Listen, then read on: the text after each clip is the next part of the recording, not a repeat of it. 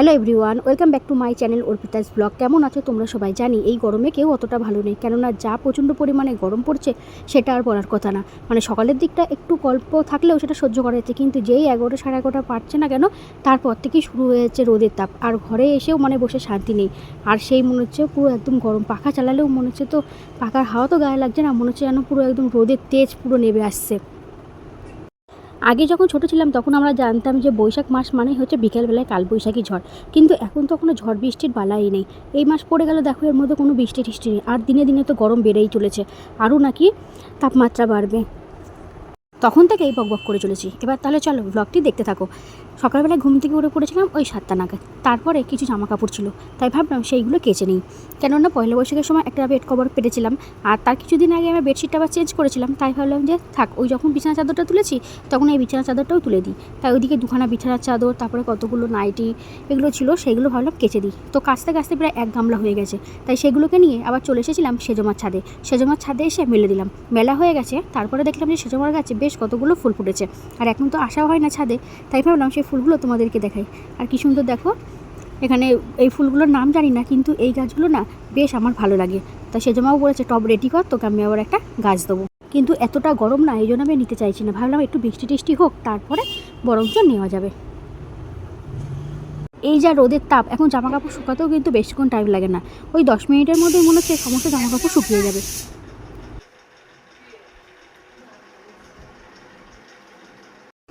এদিকে দেখি বরমশাইয়ের বাজার করেও নিয়ে চলে এসেছে। তো কী বাজার এনেছে তো সেটা পরে দেখছি। এইদিকে আমাদের কাজের পিসির বাসন মাজা হয়ে গেছে, আর বাজার থেকে আজকে এনেছে বাটা মাছ, আর ওইদিকে এনেছে 3 পিস মতো কাতলা মাছ। তাই ভাবলাম যে আগে দেখি কী মাছ, তারপরে সেই বুঝে সবজি কাটবো। এদিকে তো পুকু এখনও ঘুমাচ্ছে, আর ওইদিকে দিদিভাই কিন্তু রান্নাবান্না বসিয়ে দিয়েছে। ওকে একটুখানি ডাকলাম, তারপরে দেখছি যে না, এখন কোনো সাড়াই দিচ্ছে না। যেহেতু পড়া নেই না, ওই জন্য আজকে বেশি বেলা করে ঘুমাবে।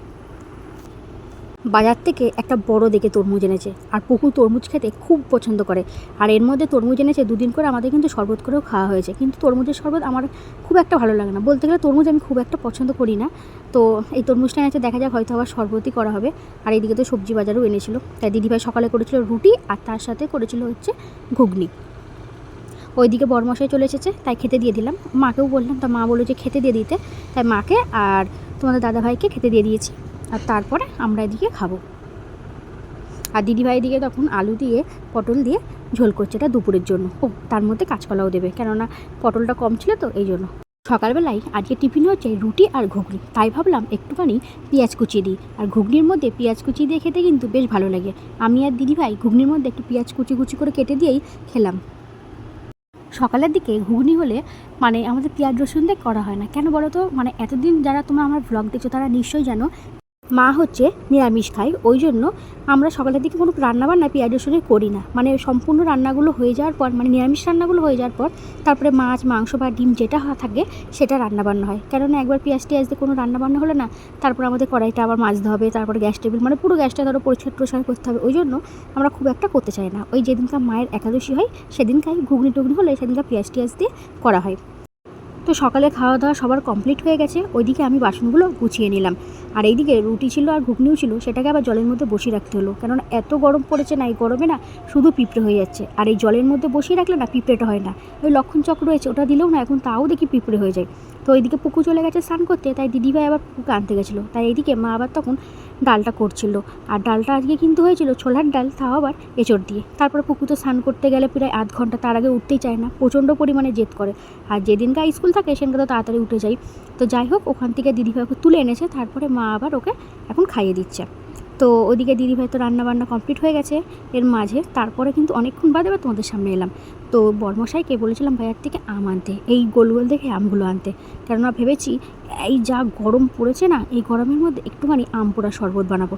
আর আম পোড়া শরবত বানিয়ে খেতে কিন্তু বেশ ভালোই লাগে। তোমাদের কেমন লাগে কমেন্ট সেকশানে কমেন্ট করে জানিও কিন্তু। আর এই গরমের মধ্যে নাই দেখবে একটু আম পোড়া শরবত, লস্যি, তারপরে হচ্ছে তরমুজের শরবত, যদিও বা আমি খাই না, আমার ভালো লাগে না, কিন্তু আমাদের বাড়ির সবাই খুব ভালোবাসে। মানে এইসব খাবারগুলোই কিন্তু বেশ ভালো লাগে, আর পেটটা দেখবে ঠান্ডা থাকে। আর এগুলো খাওয়ার পর না মনে হয় কি শরীরের একটু এনার্জি ফিরে পাওয়া যায়। তো এখানে 2টো আম নিয়েছি। তো আমগুলোকে নিয়ে প্রথমে না ভালো করে পুড়িয়ে নিয়েছি। আর আমগুলো দেখলাম যে বেশ তাড়াতাড়ি পুড়েও গেল, আর এত তাড়াতাড়ি নরম হয়ে গেছে না, মানে প্রচণ্ড পরিমাণে গরমও ছিল জানো তো। মানে খোলাগুলো হাত দিতে দিতেই সঙ্গে সঙ্গে খোলাগুলো ছাড়িয়েও নেওয়া হচ্ছিল। তো এখন আমি আমের থেকে খোলাগুলো ছাড়িয়ে নিয়েছি, নিয়ে এই আমের কাঠটা বের করে নিলাম। তারপর ওই মিক্সারের মধ্যে দিয়ে দেবো, আর এর মধ্যে একটু পরিমাণ মতো চিনি দিলাম। তো চিনি দিয়ে এখন সেটাকে এখন মিক্সারে দেবো। তো তারপরে কিন্তু এর মধ্যে বিট লবণ দিয়েছিলাম, তারপর হচ্ছে লেবুর রস দিয়েছিলাম, আর খেতে কিন্তু বেশ ভালো লাগছিলো। তো প্রথমে মাকে আর দিদিভাইকে দিয়ে দিলাম। ও ঘরে লোক আছে নাকি? টাকা টাকা ওই যে এলআইসি লোকটা এসছে, ওই দেবো পয়সা দেবো।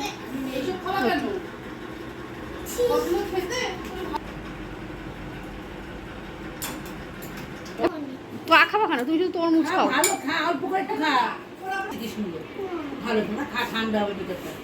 ওর সাথে আরেকজনকে দেখতে পেলে, ওইটা হচ্ছে পুকুর বান্ধবী, ওর নাম হচ্ছে পুথি, আর ভালো নাম হচ্ছে আরাধ্যা। তো ওকে আর পুকুকে দিয়েছিলাম, ওই যে বললাম পুকু হচ্ছে তরমুজটা বেশি ভালোবাসে, আর এইটা আমপোড়া শরবত, তো ওই জন্য খুব একটা খেলো না। তো যাই হোক, ওদিকে মাকে, দিদিভাইকে, পুকুকে, তারপরে পুথিকে দিয়েছিলাম। আর এইদিকে না তখন বানিয়ে রেডি করে রেখেছিলাম, তো এর মধ্যে পরিমাণ মতো লবণ দিলাম, আর তার মধ্যে দেবো হচ্ছে লেবুর রস। তারপরে এটা এখন খাবো। আসলে মাকে আর দিদিভাইকেও আর ওদেরকে তো দিয়ে দিয়েছিলাম, আমি একটু খাচ্ছিলাম লেট করে, কেননা বরমশাই এক্ষুনি আসবে, তাই ভাবলাম দুজনে মিলে একসাথেই খাবো।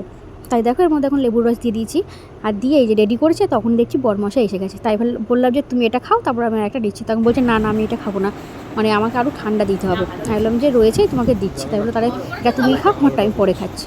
তাই বললাম তাহলে আমি যখন খাচ্ছি তাহলে তুমি একটু ভিডিও করে দাও, কেননা ভিডিও করে দেওয়ার মতো কেউ থাকে না। পুকু থাকলে পুকু করে দেয়, কেউ তো পুকু এখন নেই।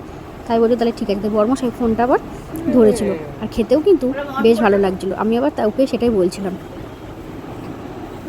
ঠান্ডা হয়ে যাবে, কিন্তু চিনিটাই তো বেশি খেয়ে নিল।